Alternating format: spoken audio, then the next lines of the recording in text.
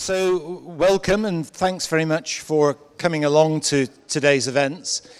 My name's Paul Smith. I'm the director of the museum here, and it's my pleasure to be able to introduce this morning's lecture.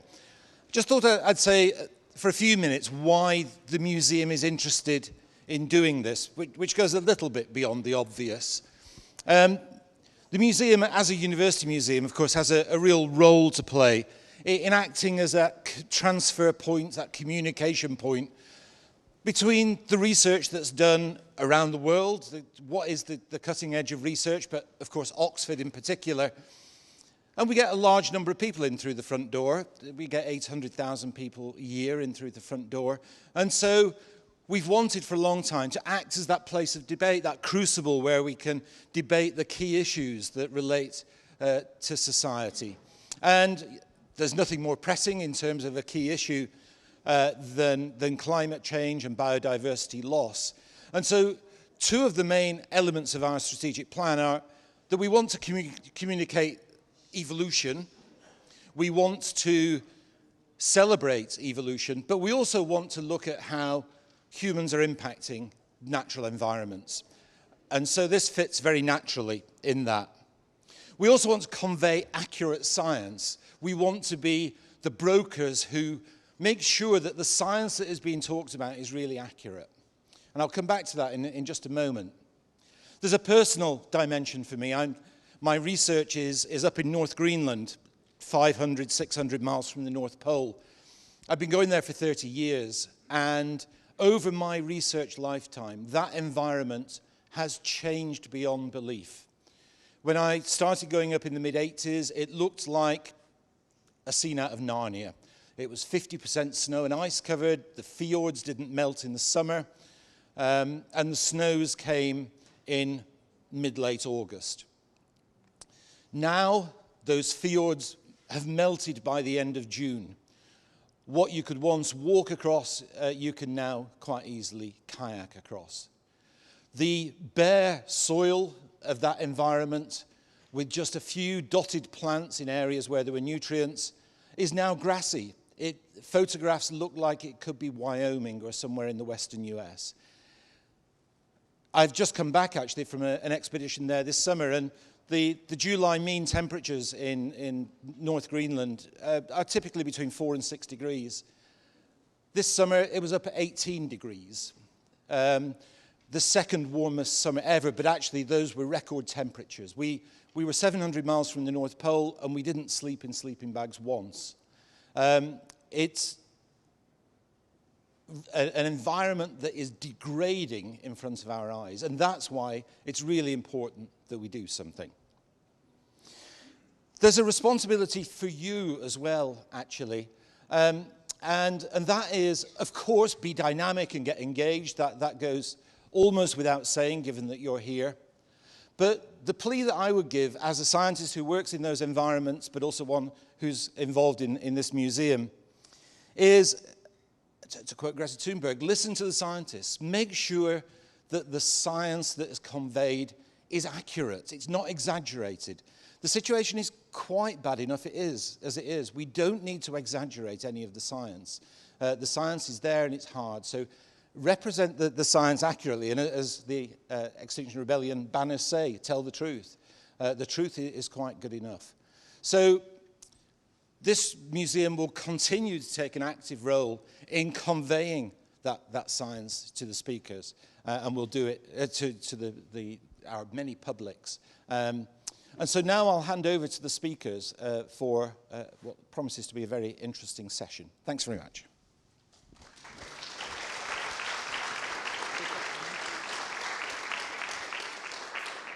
Hi everyone, I'll just take 2 minutes of your time. My name's Helen Buckland, I'm the director of the Sumatran Orangutan Society, SOS. We're a local conservation organisation that exists to protect the critically endangered Sumatran orangutan, their forests and their future. This weekend we're launching a campaign to turn Oxford into a sustainable palm oil city. I'm sure a lot of you are familiar with the fact that the palm oil industry has been a major driver for deforestation in Sumatra, where we work, and across the tropics, to produce a cheap and versatile vegetable oil that ends up in food, cosmetics, fuel. We genuinely believe that deforestation-free palm oil is possible, that it does exist, it is available, and that organisations, companies at this end of the supply chain should be buying and using it to encourage and drive real change in the industry and the ground. So we are calling on Oxford's restaurants, cafes, hotels, schools, colleges, universities, visitor attractions, retailers and manufacturers to make a commitment to source 100% certified, sustainable, deforestation-free palm oil. And we'd love it if you come outside to the front of the building later on and talk to us about it. Sign up to support the campaign so that we can show that there's a real groundswell of support within Oxford, that these businesses and organisations, customers, want them to take deforestation off their plates. So when you go out for dinner or grab a quick snack or something from the fish and chip shop, you can be sure that any palm oil that's in that food is not coming from previously deforested rainforest land. So please do come out and see us after the talk, and we'd be happy to talk to you more about it. Thank you.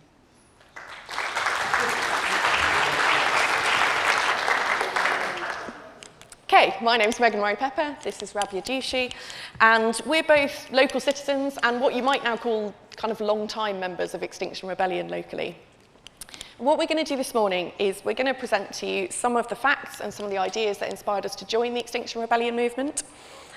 I'm going to talk first of all about climate change and ecological collapse in the first half, and then Rabhya is going to turn in the second half to the question of what we should therefore do about this situation that we find ourselves in. And it's important to say from the outset that some elements of this talk are quite distressing, quite hard-hitting. It's certainly not a talk that's suitable for children. I didn't see any children coming in, but if you are here, it's important that you know that. And also important that everyone knows there will be a short pause in the middle between the two halves, just for all of us to reflect in silence on what we've heard so far. So there is a pause to look forward to, just to digest some of this information. So when people talk about the environment, as we're going to do obviously this morning, very often they focus on the beauty, the wonder of the natural world, one or other part of it, and that's often to do with the hope that people will feel inspired to protect that world around us. And I think that can be really powerful.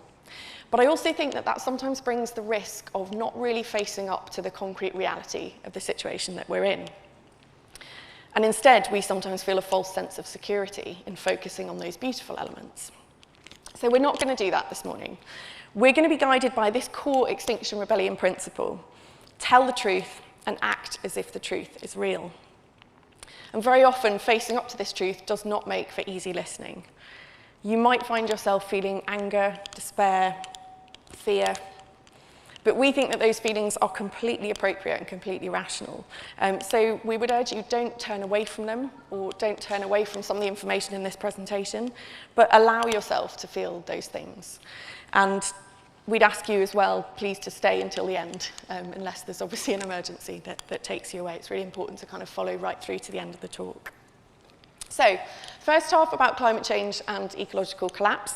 And in talking about climate change, almost everything I say here is based on the reports by the Intergovernmental Panel on Climate Change, which I'm sure many of you have come across, the IPCC, as it's usually abbreviated.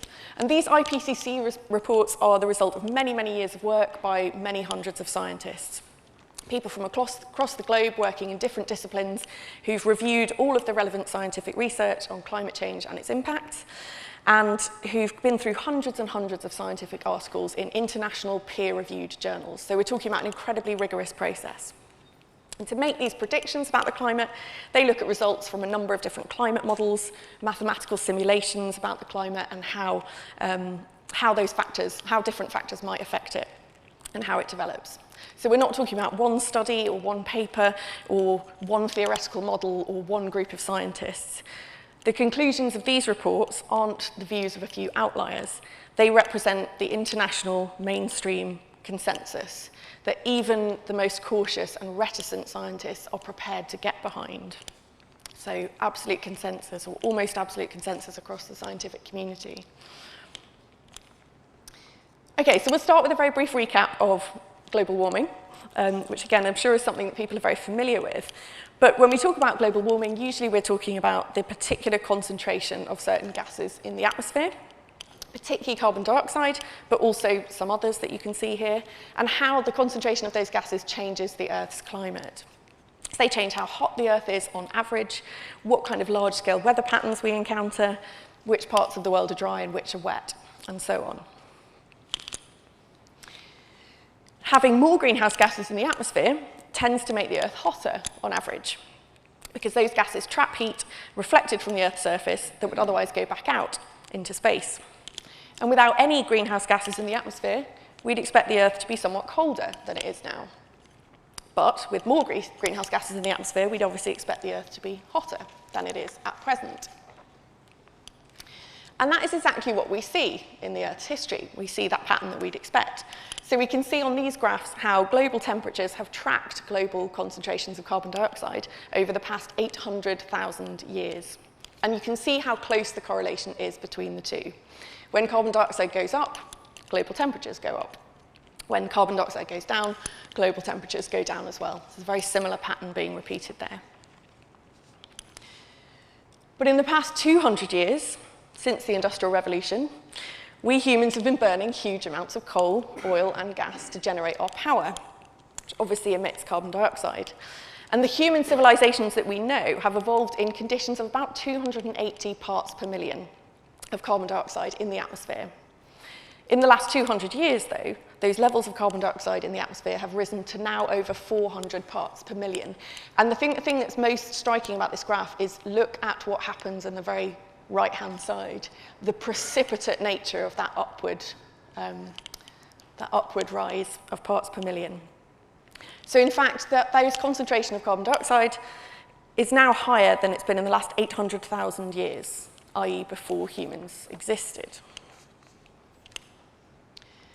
As you would expect, over that same period, since the Industrial Revolution, the Earth has therefore started to get somewhat hotter. The increased carbon dioxide in the atmosphere is trapping more of the heat that should otherwise be reflected back into space, and that's increasing global temperatures. So global surface temperatures are currently at around 1 degree higher, on average, than what we call the pre-industrial levels.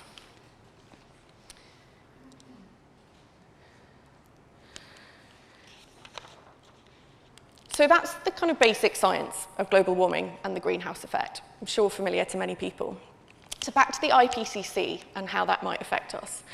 Governments have obviously been quite worried about this issue in the last few years, and they've asked the IPCC to tell us how bad we think things might get. How bad would be the impacts of global warming at 1.5 degrees over those pre-industrial levels, and how bad would the impacts be at 2 degrees above those pre-industrial levels? And the IPCC gave a really strong answer to this just about a year ago now in its report at the end of 2018. And the conclusions of this report were really stark. It told us the impacts at 2 degrees are much worse than they would be at 1.5, and therefore we must keep to 1.5, even though this itself is far from safe. So at 1.5 degrees, as you can see up here, hundreds of millions more people than currently will be exposed to water scarcity, flooding, drought, wildfires, deadly heat waves, rising sea levels and storms. Key coastal ecosystems, marine species and fisheries will be lost, and we'll see heat-related ozone and undernutrition deaths. And as a result, we'll also see political instability and migration crises. That's at 1.5 degrees. At 2 degrees, those risks are greatly increased. That means further hundreds of millions of people being exposed to the same risks. We can also expect complete and irreversible destruction of some key ecosystems and species, widespread food insecurity, major political destabilization, and a sharp increase in extinction rates. So the publishers of this IPCC report were far from being relaxed about these conclusions. And these are just a couple of quotations from the authors of the report. We have Erik Solheim, the director of the UN Environment Programme, who said, "This is like a deafening, piercing smoke alarm going off in the kitchen. We have to put out the fire." And from Deborah Roberts, who's a co-chair of the IPCC Impacts Group, she said, "It's a line in the sand and we must act now. The next few years are probably the most important in our history." So that's the message we're getting loud and clear from a consensus of scientists. So what might we need to do to avert the kind of consequences that they set out in that report?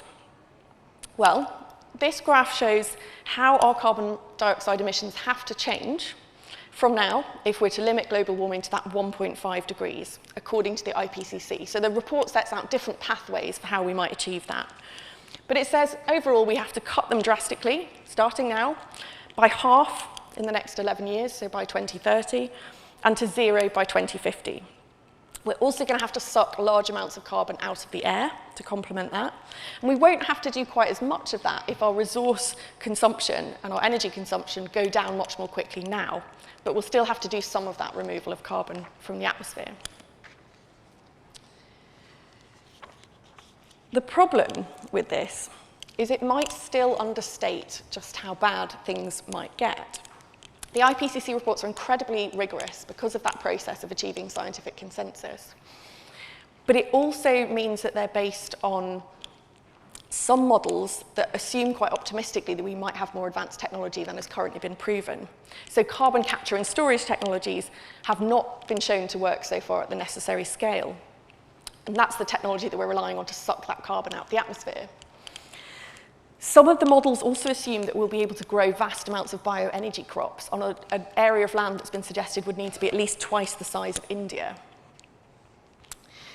And there's also the fact that the IPCC assumes that these policy pathways can limit us to 1.5 degrees.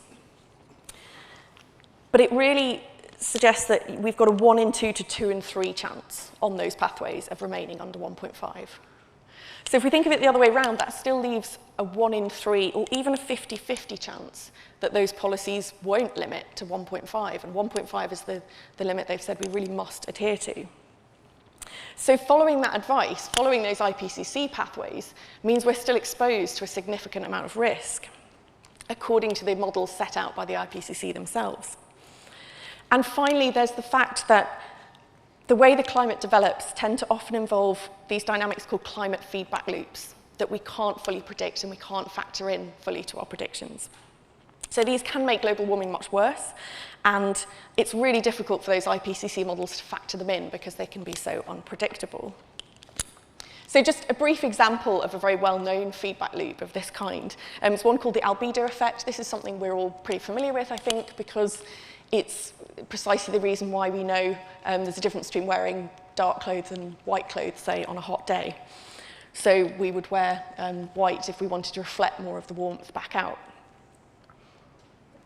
A very similar process is obviously at work with sea ice in the Arctic, as we see here. So the white sea ice reflects heat back into space. As the atmosphere heats up and some of that ice melts, obviously melts into the water, and the light reflective surface of the ice is replaced with a dark body of water that absorbs much more of that heat. Absorbing that heat, of course, warms it and therefore melts more of the ice. So we have this loop. Increasing the temperature increases the loss of ice, which increases the temperature, etc., and that keeps on going. There's quite a number of feedback loops of this kind that have been identified across the globe. This image shows just some of those feedback loops that have been identified. One possibility, for example, is the melting of the Siberian permafrost. There's been quite a lot about that, I think, recently, the possibility reported in the media. And that would release methane, another greenhouse gas, which increases temperature, again, which melts the permafrost, which releases more methane. So we've got these loops that just keep on feeding themselves. And as we can see here, there's lots of different possible loops, different systems around the world.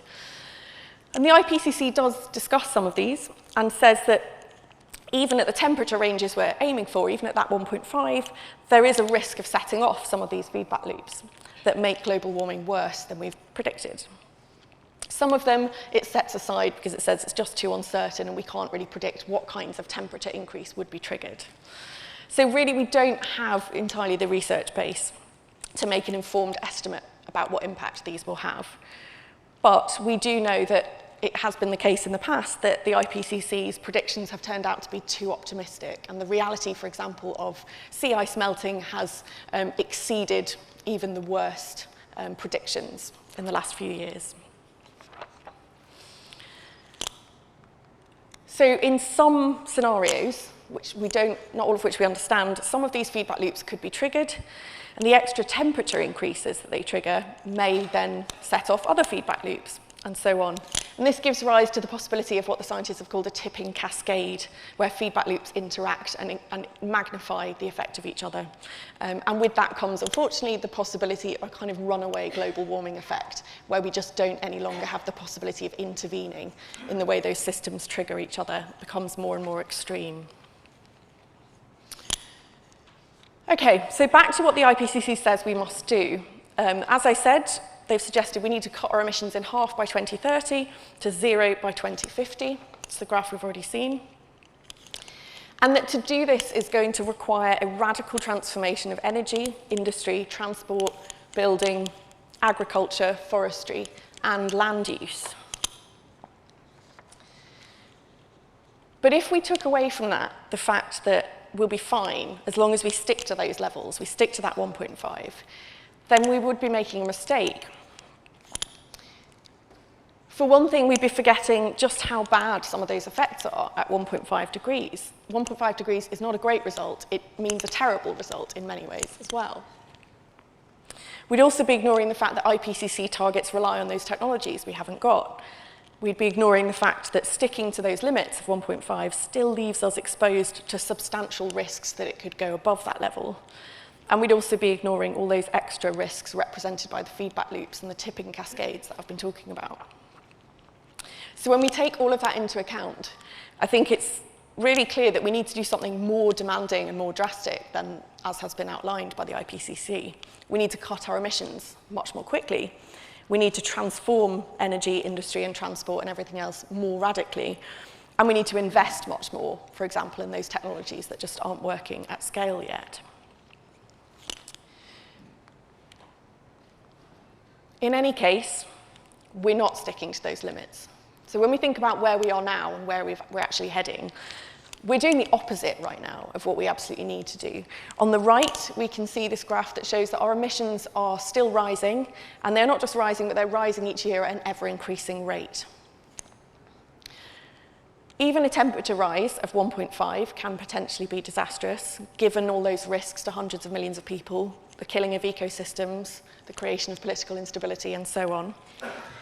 But we're nowhere near being on track for 1.5 currently, and we're not even near being on track for 2 degrees, which was the commitment set out by the Paris Agreement.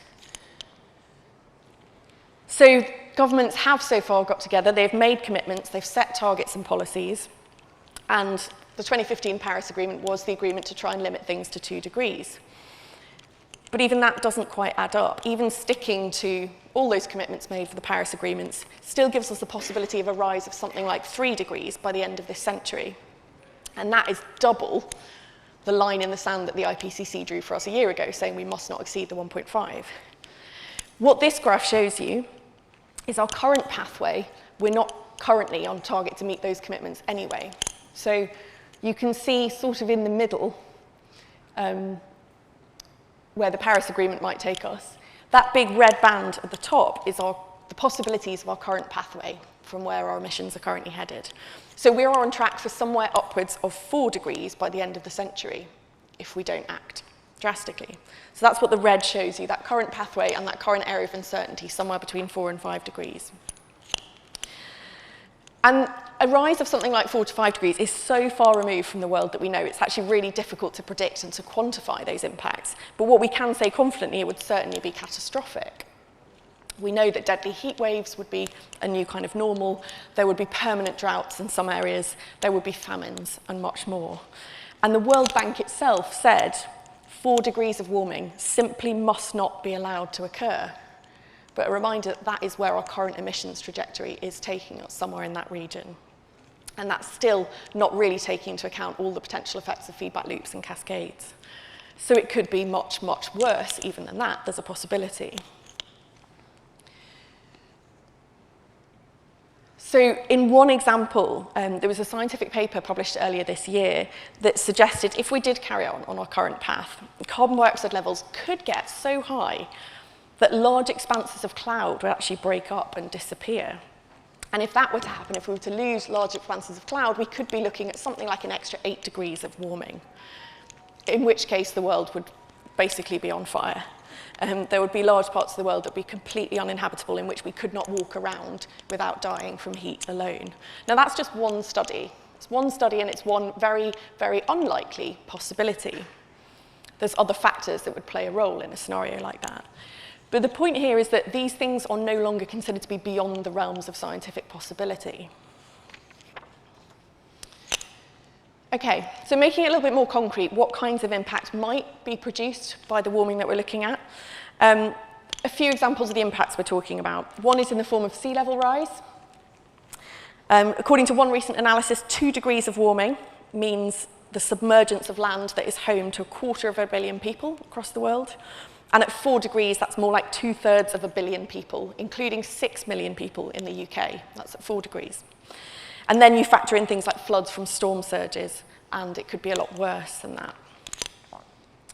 Another impact would be in the form of drought.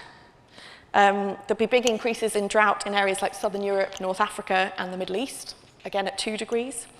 And as dry areas dry out further with increased global warming, other areas will become increasingly wet at the same time. So there'll be increases in the intensity, the frequency of rainfall extremes and flooding, and we'll see more destructive extreme events like cyclones, typhoons, and hurricanes.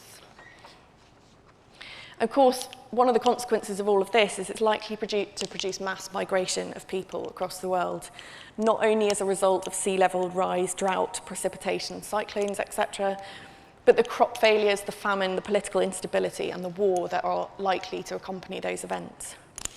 So the most widely cited estimates currently suggest that there could be as many as 200 million environmental migrants by the middle of this century, by 2050, which is roughly the population of Brazil as the world's 5th largest country. And again, those are all at levels of about 2 degrees, i.e. lower than what we're currently on track for.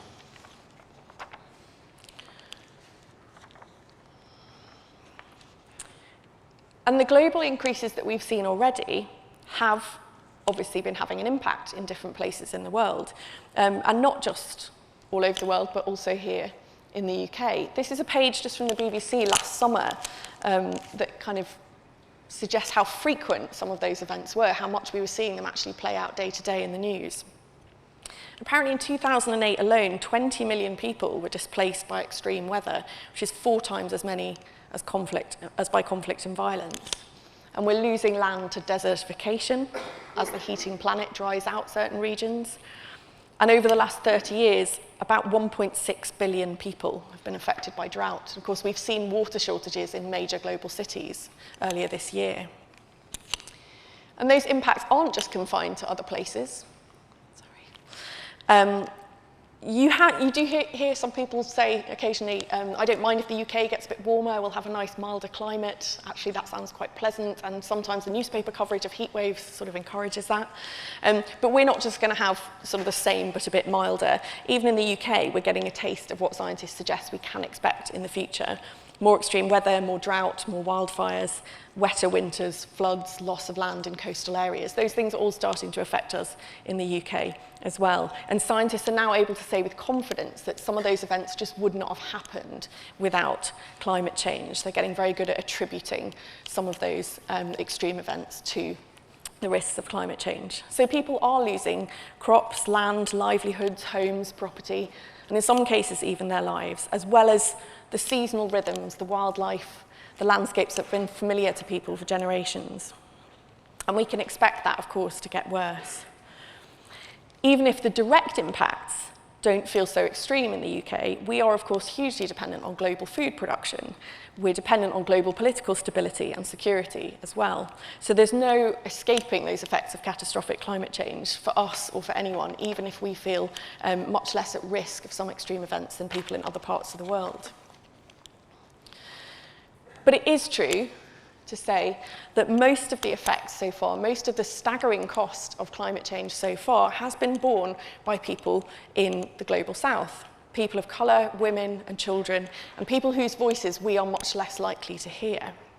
So we thought it was really important to share with you a couple of examples of those voices, people who've already suffered from these events.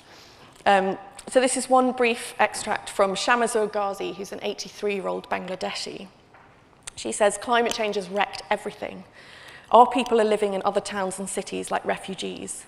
All I wanted was to grow old with my children and their children, but now they are gone, and I don't think they will ever return." And in some ways, Ghazi is one of the lucky ones. This story I'm going to tell you now is a more dramatic, more distressing story about the human impact of the kinds of extreme weather that we've been seeing increase and that is likely to get worse. So this is the account of a survivor from Cyclone Nargis, which hit Myanmar in 2008. And this is Mint Mint Ai, whose words I'm going to read to you now. Whose story I'm going to read to you now, sorry. So on the 2nd of May in 2008, Mint Mint Ai, her husband and their 2 daughters, aged 3 and 6, took their boat to a nearby island to buy some wood. They lived from selling the timber in Bugali and other towns nearby. They planned to sleep in their boat, and they saw nothing unusual in the wind, which gathered steadily through the afternoon. But by 9 p.m, it had reached a force so frightening that they abandoned the small craft for the shore, and they scuttled into the first house they could find, where some 25 others were already cowering. And as the cyclone approached, it drove massive waves up the vast tidal rivers that drain from the Irrawaddy Delta into the Indian Ocean. The floodwaters surged over the island where Mint Mint Ai's family were marooned, tearing the house from its legs and driving its collapsing structure into a nearby haystack. I couldn't see anything, she said. All I know is that people were grabbing the haystack and trying to hold on to each other as the water pulled at us. My husband and I held hands, and we each held one of the children. Cast into the water, the couple grabbed the branches of a tree, only to be swallowed up by the drifting haystack. Mint Mint Ai lost her husband's hand forever. Minutes later, she says the realization crept over her that life was also slipping from her 3-year-old daughter, who was still in her grasp. Stricken by grief, she gave herself up to the current, preferring to hold the tiny body of her daughter than try to save herself. Although I knew that my little daughter was dead, I told myself I would never let her go. The wind and the water had been too much for her, and she became as limp as a piece of cloth. Mint Mint Ai said she slipped in and out of consciousness until fortune saw her washed up on another island. Bits of wood were piling up on top of me, and I was stuck beneath them. I struggled to get out and realized I had let go of my child. I tried to grab her again, but I could only find her leg. Then another wave hit us, and because her body was so slippery, I lost her.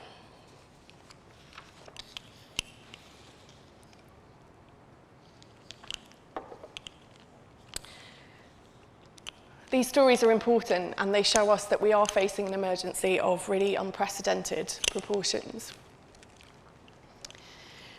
But there's more we need to talk about as well.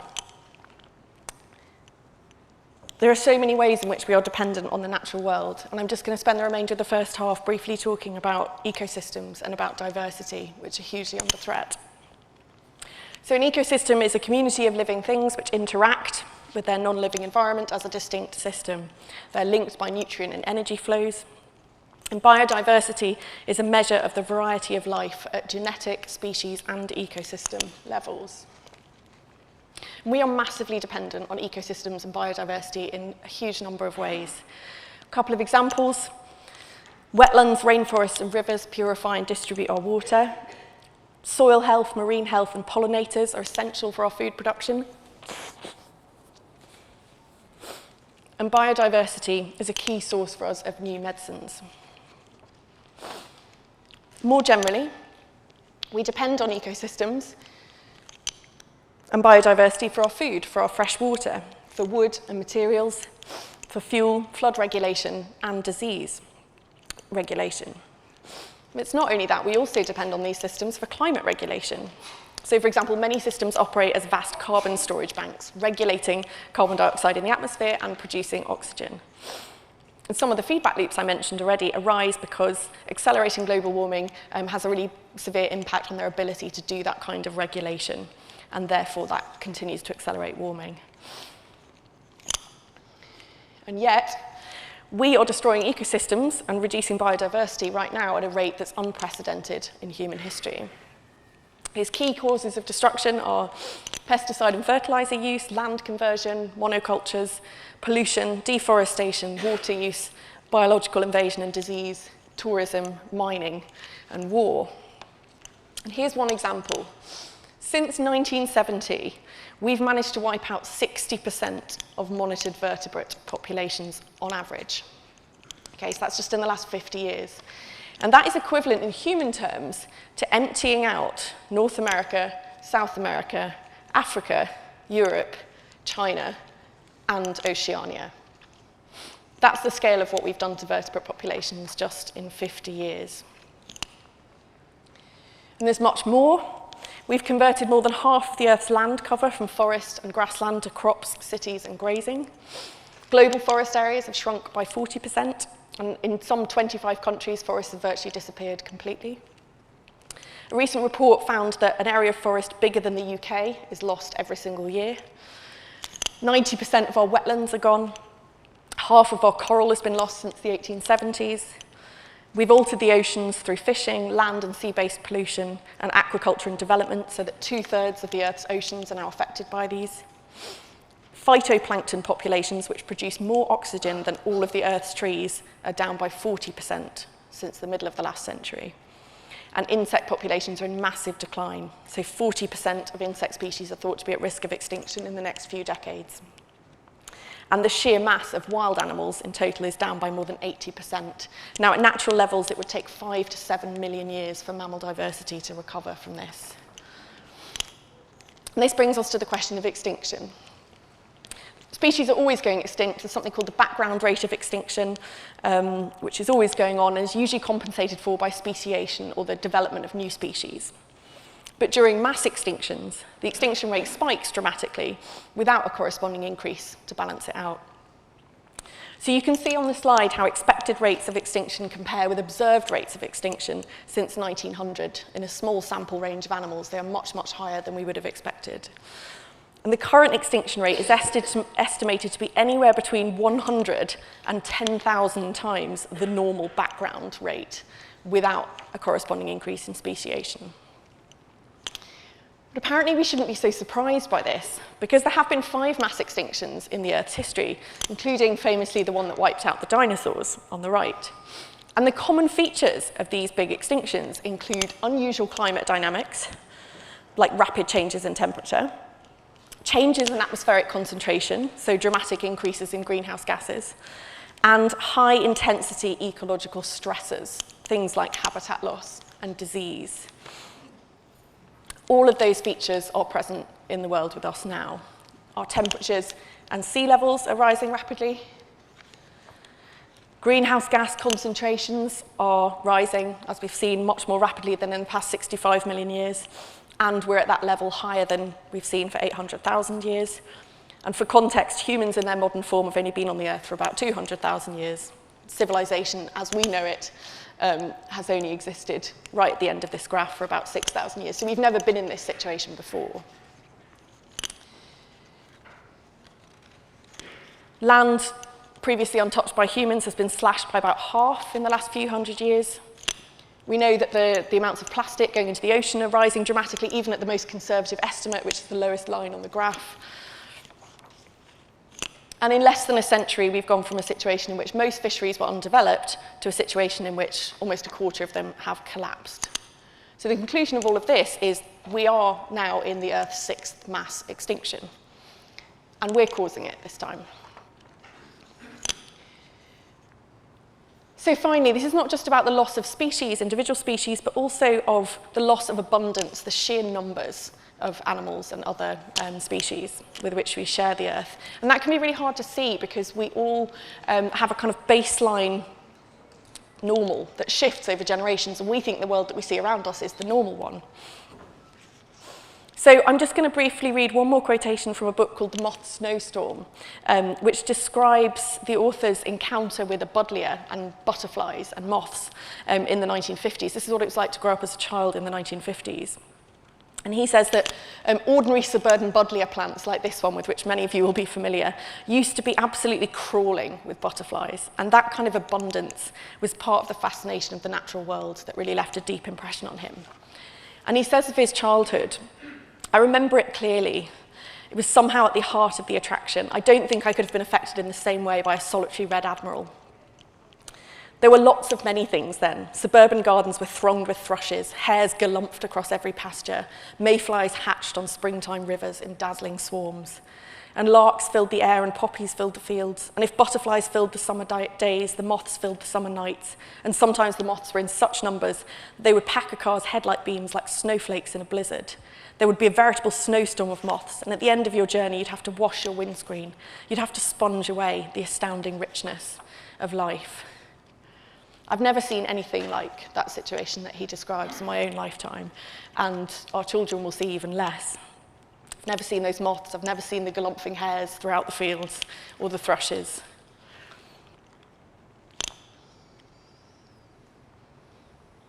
It should by now be obvious that these problems of climate change, ecosystem collapse, and extinction are all interrelated. They're not independent. Climate change and biodiversity loss are mutually reinforcing. They operate as a kind of giant feedback loop in themselves. And at the moment, both our emissions and our rates of biodiversity loss are rising. We could be on track for those 4 degrees or more, not even taking into account those tipping points and cascades, the scale and the speed at which we're currently destroying ecosystems and biodiversity. So it could all be on track for something much worse. A reminder, even a 1.5 degree rise, millions more people are exposed to water scarcity, flooding, severe drought, wildfires, deadly heat waves, rising sea levels. We lose key ecosystems, marine species and fisheries. We encounter heat-related ozone and undernutrition deaths. We encounter political instability and migration. And we hear statistics like this all the time. Much harder is to face up to the implications of what they mean. We're talking about crises much more severe than that, for example, of the Syrian migrant crisis of 2015 with its harrowing images of Aylan Kurdi. We're talking also about the possibility of war and famine. That's what we're talking about when we talk about climate and ecosystem crisis, even at 1.5 degrees. At 4 degrees and beyond, we're talking about the collapse of civilizations. One recent study estimated there's a 5% chance of getting to 5 degrees or more of warming by the end of the century. And the author said, how many of us would choose to buckle our grandchildren into an airplane seat if we knew there was as much as a 1 in 20 chance of that plane crashing? With climate change that poses existential threats, we have already put our grandchildren into that plane. It's your children, my children, children who are not born yet, children who are not responsible for what we're doing, and who have very little power to stop what's happening. It takes time for all of this to sink in. The challenge is not the facts, many of which I'm sure have been heard before. We hear them, but we often are able to turn away from them and to not think about them when we go back to our ordinary lives. The challenge is really to see the facts, to be moved by them. And the response of turning away and trying not to think about them is just no longer appropriate. So please allow yourself to feel the enormity of this. We're going to take this short pause now of 2 or 3 minutes. Feel those emotions, potentially of grief and despair. And we're just going to take a couple of minutes of silence before Rabhya then describes how we can actually do something about this. I just invite you all to be silent.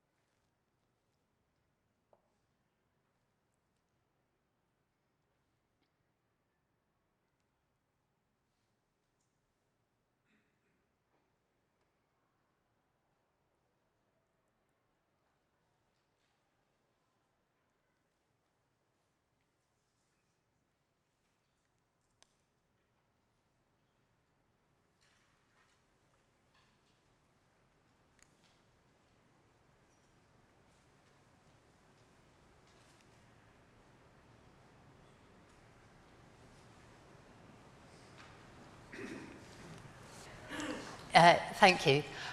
So I'm going to talk about what we can do and why Extinction Rebellion has come to the position it has about what needs to be done and how there isn't another way that we can see. This is a slide that Megan showed about what the IPCC says we must do. And remember that we think that's a very cautious and quite a risky estimate of what needs to be done, because as Megan said, the systems are incredibly complex, and we understand so little about how they operate, and that tipping point is extremely scary. By the time we have runaway climate change, we have no hope of intervening. So this is a kind of minimum that we ought to be doing. And what are we going? What have we been doing? What are we trying to do? I'm going to show a few slides about that in a moment. But just to point out that more than half of the emissions have happened in the last 30 years, and that's the time within which we have known these facts. Not the most recent ones, but you know that knowledge has been there for decades of what's happening to the Earth, of the concerning signs. So in effect, we've done more harm in the time that we've known about the situation than we did before we knew, and that's shocking and it's puzzling, and we have some thoughts about why and what needs to be done to remedy that. Just a little bit more about that. The knowing and the not knowing is that fossil fuel companies did research. They knew way back in the 70s what the potential risks and consequences were. We've had warnings from various sources for a long time. In fact, the first debates about climate change were set up with that knowledge of fossil fuel companies that it was happening. There wasn't a real debate. People knew, or some people knew, and this is why we make a point about telling the truth, because it might feel like we have plenty of information. There's loads of information out there that we have access to, but the kind of dominant discourses are not about climate change, or at least they haven't been till recently, and there's still not enough of what we're talking about as a world. So in terms of what we've tried to do already, we've had several global climate summits going back over decades. I think the first one was 1972, and then they were every decade, and there've been some more recent ones. And in those, people have got together, governments have assembled, they've tried to agree strategies for what we can do. I'm not at all wishing to diminish people's efforts, but the graph that Megan showed you earlier shows that this is not having an impact, unfortunately. And you're probably aware of all the political difficulties around getting world governments to agree in that kind of format. And, you know, the United States pulling out of the last set of talks. Locally, people have also tried to take action to address the threat of climate emergency. On political levels, there have been, I think, over 1,000 legal challenges trying to argue that it is illegal to threaten people's existence, basically, is what we're talking about. There have been many people who put many hours into campaigning, and people who've taken individual actions. And I just want to say a bit about the individual action, because I guess Extinction Rebellion's view is that it's a bit of a red herring to think that if we just recycle enough, or we cycle to work, or we make these individual changes, that's going to come anywhere near achieving the scale of change that we need in order to avert catastrophe. And again, I'm not at all wishing to diminish individual action. It's important and it has its place. But the analysis which Megan presented to you, clearly individual action is not the thing that is going to make the change that we need.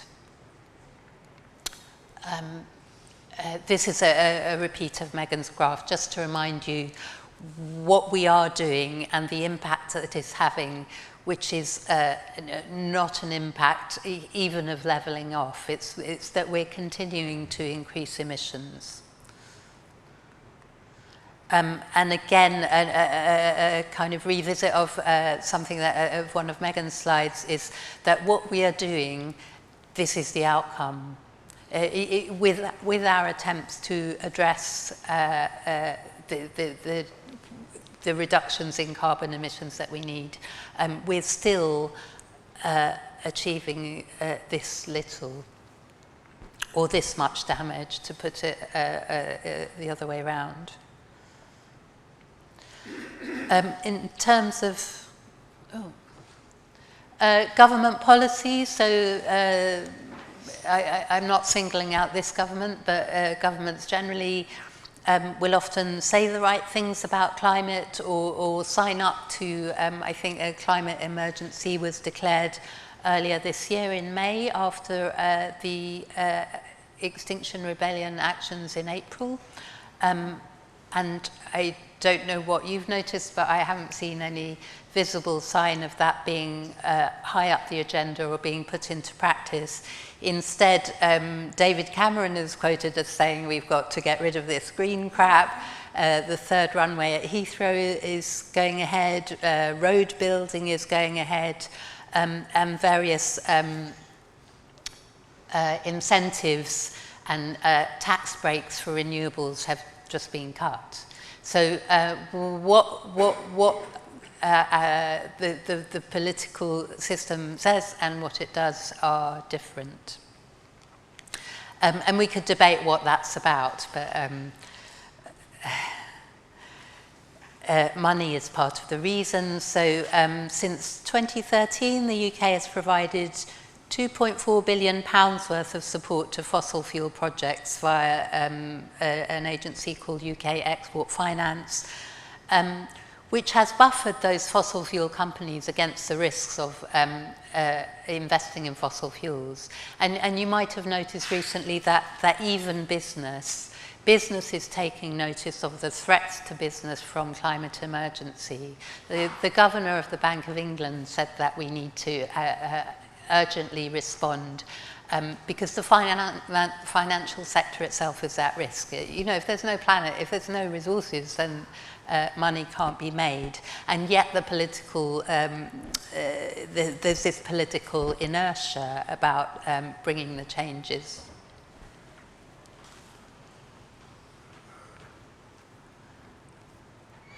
So there are some emissions reductions, but they mainly come from industrial decline and change of fossil fuels from coal to gas. The targets don't tend to factor in aviation, shipping or imports, which are all really important. The per capita emissions in this country are above average, and that's historically as well, because this is where the Industrial Revolution began, and that's when we began consuming fossil fuels in large amounts. So we're not on track to meet our own commitments, and environmental regulation is not improving. It's, if anything, it's weakening. So this is all to say, in response to the information that Megan presented, how are we doing? Not very well. And this is the hockey stick graph that you might be familiar with, and it's the same shape as many of the slides that Megan presented, where things kind of rumble along and there are minor ups and downs, and then we shoot up into the realms of the unknown. So we need to wonder about why it hasn't worked, because it seems like a no-brainer. You know, we're facing a massive risk. Why aren't we doing something? Or why aren't we doing enough? The view of Extinction Rebellion is one of the difficulties is that the democratic systems that we have in the Western world are generally short-term. So short-term in the sense of a few years. And the scale of things that we're looking at is both bigger than that in how far back the problems go and kind of smaller than that in terms of the changes that we want.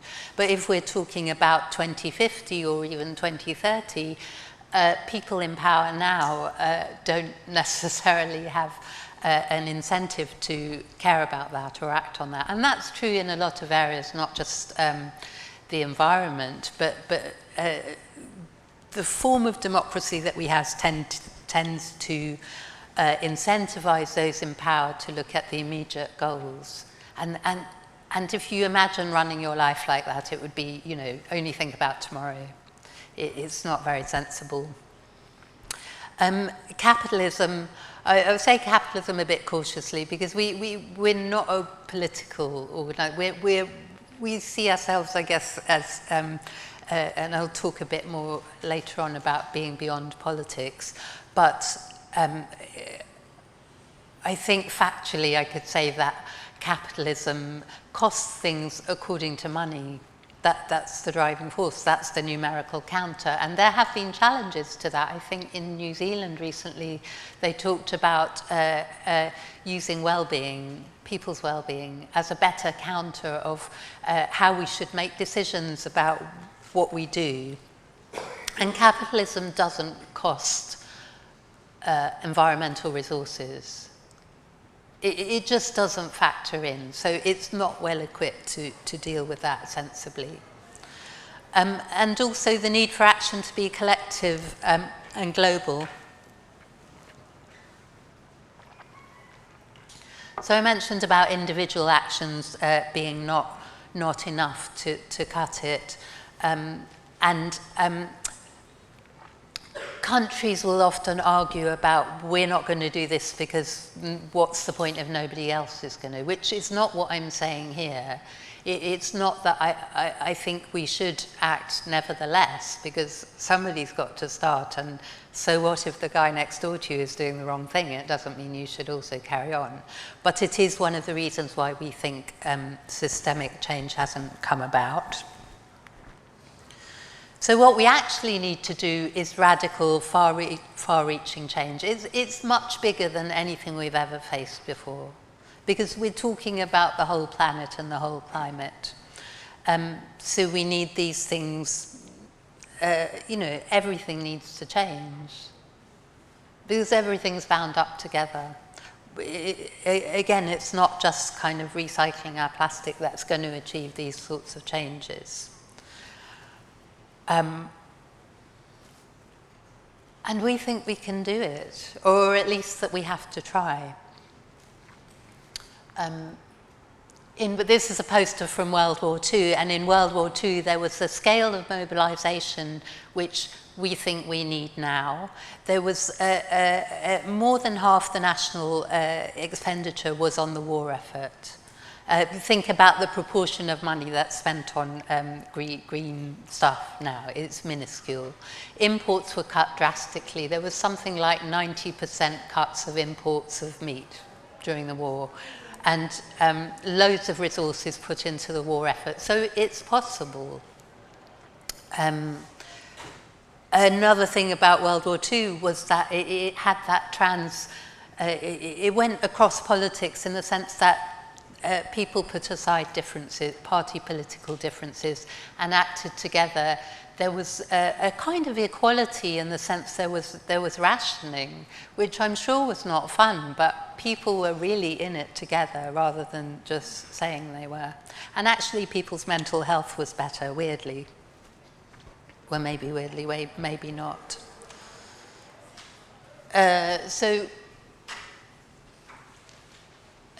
Sorry, my slides are slightly out of order, and I know that last statement is quite grand, but that is the challenge, and not just humanity, but you know, life itself. So some of us are motivated by saving people or our children or our neighbours or animals or any, we're a broad church, but we want to make big changes. We want to make big changes happen, and the non-violence is absolutely crucial to what we do, because I guess our analysis of what's happening in the world now is that it's a violence being done to people and to the planet. To take away people's means of survival and existence and security is a violence, and we don't want to contribute to that to that violence by being violent ourselves. So we have principled reasons for being violent and non-violent, and also strategic reasons. And I say that partly because some people object that we get in the way. If we sit down in the road or we block a bridge, we're obstructing people's lives, and we're really sorry to have to do it. We don't want to inconvenience people. We're trying to be, helpful, but non-violence is really central. Moral obligations to act. I guess this is not so much about a moral point which may be self-evident, but more about motivation. It's the "what did you do in the war" question, from the World War II posters. And we feel like we have to act. And we have to act because we feel responsibility as human beings to care about what happens on the other side of the world to other people, or nearer to home, or to people who haven't yet been born, life that hasn't yet had its chance to live, and to ourselves in self-protection, to protect our lives. So when I was talking about the political system and not meeting the challenge, the contract that we have with government and with political systems is that we give them the right to make decisions in our interests. And Extinction Rebellion, we feel that that contract has been broken in the sense that we're not being sustained and protected, and therefore we have a right to rebel because the contract's broken. So when we look at it like that, about the threats that we have and the kind of moral obligations, the question becomes not why should we fix this, but how can we not? We need to do something. And we think we need a new approach, because we think that the slides I showed you earlier demonstrate that whatever we've been doing and trying so far is not working. This is Greta Thunberg, who you will all know about, and I like this statement because she said this is why we need to break the rules, because the rules aren't working. There are no rules for keeping fossil fuel in the ground. I went to the Declaration of Rebellion almost a year ago and heard her speak. She was 15 at the time, and I don't know if you've had this moment of, out of the mouths of children come the truth with a clarity and simplicity that somehow gets lost, especially in the political system. So breaking the rules, what rules do we want to break, and how do we want to go about it? Extinction Rebellion takes inspiration and models from these and other examples of people who have broken the rules in order to change the rules. And what they share as well is an insistence on non-violence. And for the same reasons of principle that I mentioned earlier, that if we're fighting violence, why would we want to do that with violence?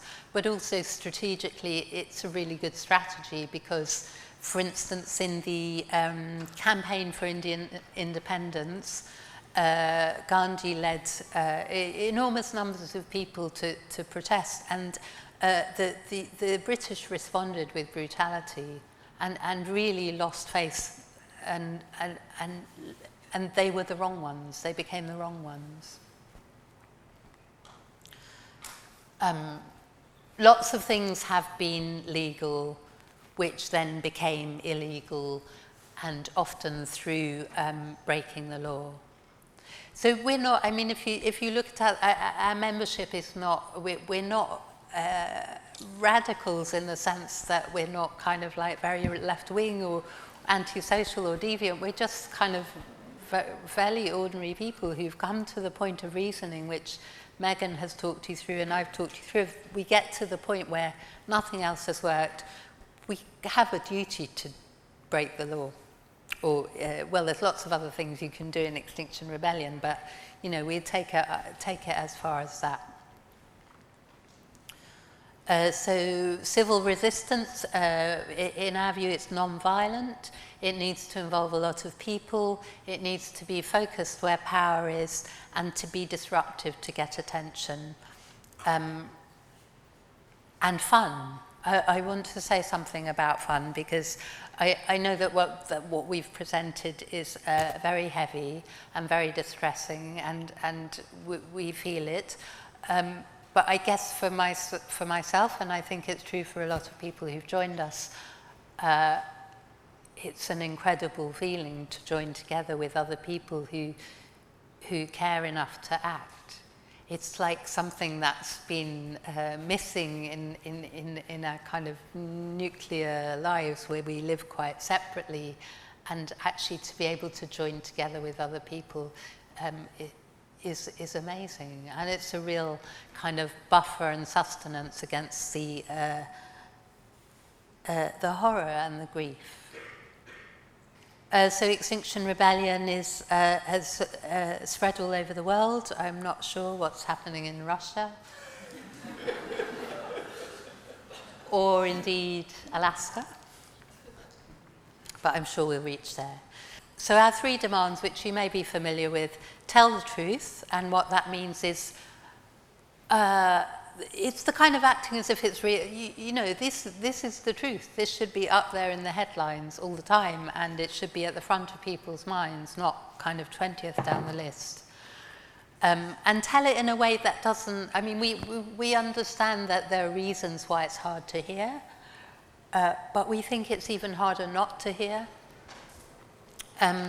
Act now, so act now is the kind of principle, and the more specific target is there, and beyond politics is the last one. So citizens' assembly, this is how it works. So it's like jury service, so you get a random selection or and a spread of demographics and political interests, who then hear from experts, so very much like a jury, and they have a facilitated deliberation process. So we step outside the point scoring, oppositional, getting your party to win game, and try and achieve more kind of rational representative decisions. And they used it in Ireland to decide about abortion, because that was a really tricky issue, and actually the Citizens' Assembly came out with the same view that the population had.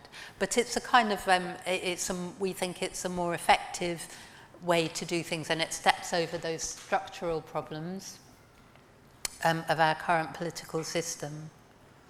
So these are things that we think haven't worked enough: raising awareness, ethical consumerism. And the thing about individuals is we're in line with our non-violent principles, we're not blaming and shaming individuals. We don't think that this is a problem that's come about through, it's not about individual actions, it's a systemic change, and we need a society where you can have a light footprint on the planet, and that's the easy thing to do and the affordable thing to do. So Kate Marvell, was a climate scientist, asked about hope, and she said she didn't have hope, and she felt what was needed now was courage, not hope. I heard somebody else describe it as, you know, when David was going into battle with Goliath and you tapped him on the shoulder and asked if he had hope, he would just say, I've got something to do. I can't really think about that. Regenerative culture, which I think I skipped past, and it's one of the things that I think is most valuable about Extinction Rebellion, is the idea that in order to sustain the earth and sustain the Earth's population, we also need to sustain ourselves. So we need to not plunder resources like a greedy child with a sweet jar and leave nothing, but we need to allow time and bring resources to taking care of ourselves. And in order to do that, I guess we've taken you through, you know, some really emotional stuff, in the hope and expectation that by facing it, we kind of come through the other side, and that we can overcome the fear by joining together. So we hope that you'll join us. We've got stalls outside, and they've got details of events, particularly in the next few days and leading up to the rebellion.